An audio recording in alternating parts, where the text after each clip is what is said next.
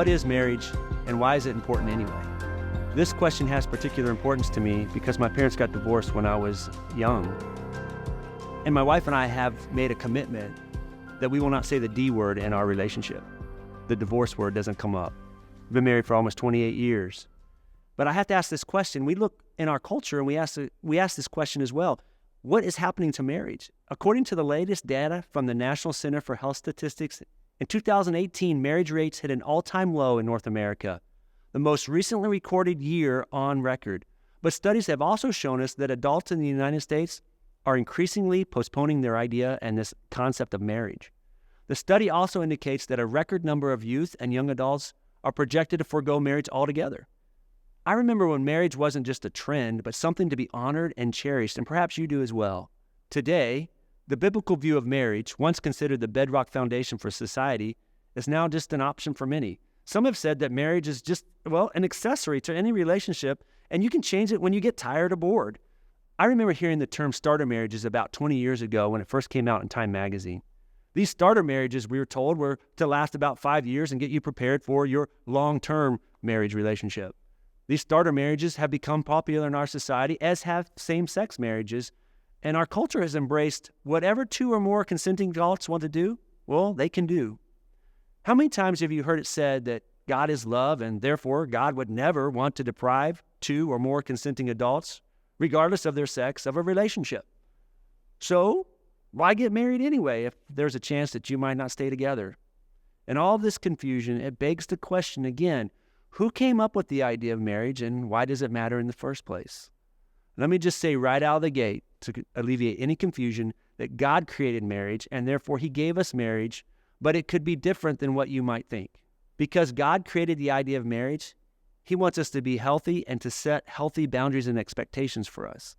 We can see how God's creation and sustaining interest of marriage is demonstrated throughout the whole Bible. Marriage is not only given for our enjoyment, but to also teach us fundamental truths about the life we live now and the life yet to come. The Bible begins and ends with marriage. Genesis 1:27, the very first book of the Bible, tells us that God created us in His image. And after Adam sees Eve for the first time, he says, "This is now bone of my bones and flesh of my flesh. She shall be called woman, for she was taken out of man." The very next verse, God establishes marriage and declares, "Therefore, a man leaves his father and mother and embraces his wife, and the two become one flesh." The last book of the Bible, the book of Revelation, 19:7-10, tells us that God gives the true significance of what God established in marriage, and as He points to what we call the marriage feast or the wedding supper of the Lamb. Marriage on earth points us to Jesus, the head of the church. Ephesians 1:21-22 tells us. Jesus is eagerly waiting for a time when He will return to earth and claim His bride, that's believers, all people who have accepted Him as Lord and Savior, and join us to Himself with eternal faithfulness and righteousness. In heaven, we will be in an exclusive, committed relationship with God and Him alone. In addition to Genesis and Revelation, there are 64 other books in the Bible representing well over 4,000 years of life between the beginning and the end of the Bible. God has a lot to teach us about marriage, divorce, children, and the general family structure. So here are a few observations about marriage from Genesis to Revelation. Using the word wife in Genesis 2:20-24, God makes it clear that He defines marriage between one woman and one man for life. The two living and working together in mutual submission, respect, love, and serve each other sacrificially. While woman came from man, man is not to dominate and to abuse her. The fact that woman came from Adam's side indicates her equal dignity with Adam. Marriage is valued in the 10 Commandments. The 5th commandment, honor your father and mother, establishes the human-to-human relationship, which is a product of marriage. The 7th commandment forbids committing adultery, which is sex with anyone besides your spouse. And the 10th commandment specifically forbids the coveting of your neighbor's wife. In all 3 of these commandments found in Exodus 20, they demonstrate the importance of living in a civil society. God is the one who joins man and woman together for life. Marriage can be defined as one man, one woman for life. So when the religious leaders of the day asked Jesus what He thought about divorce in Matthew 19, He affirms God's original design for marriage, again going back to Genesis 1:27, by telling them, "What God has joined together, let no one separate." The Family Research Council says that marriage, quote unquote, is the foundational relationship for all of society.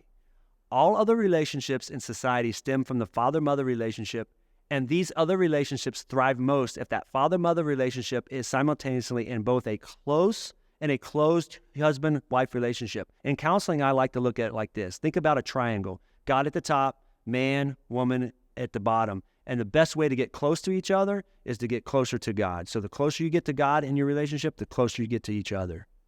And out of this committed relationship, children are created. Marriage is God's primary choice for a metaphor to describe his love for the church. The Greek word for church is ecclesia, and it literally means called out. We are called out from the world to be with God, and it means all people from all tribes, all tongues, all nations who have been born again.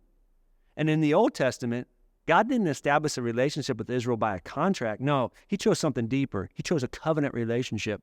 And he frequently describes Israel's wandering heart and unfaithfulness as committing adultery and prostitution. You can see Ezekiel, Jeremiah, Isaiah, and specifically Hosea on that.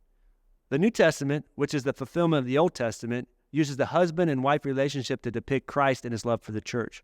And the Apostle Paul in Ephesians 5, well, he teaches us by quoting Genesis 2:24, for this reason a man will leave his father and mother and be united to his wife, and the two will become one flesh. And expounding on it, he says, this is a profound mystery, but I'm talking about Christ and the church. I believe God still cares about marriage, and so should we. Therefore, we must hold fast to the biblical stance of marriage, which means one man, one woman for life. Marriage is not only practical and beneficial to us now, but theologically, we learn that marriage is a foretaste, a shadow of what is waiting for us in heaven. God in a committed relationship where we will love and be loved forever.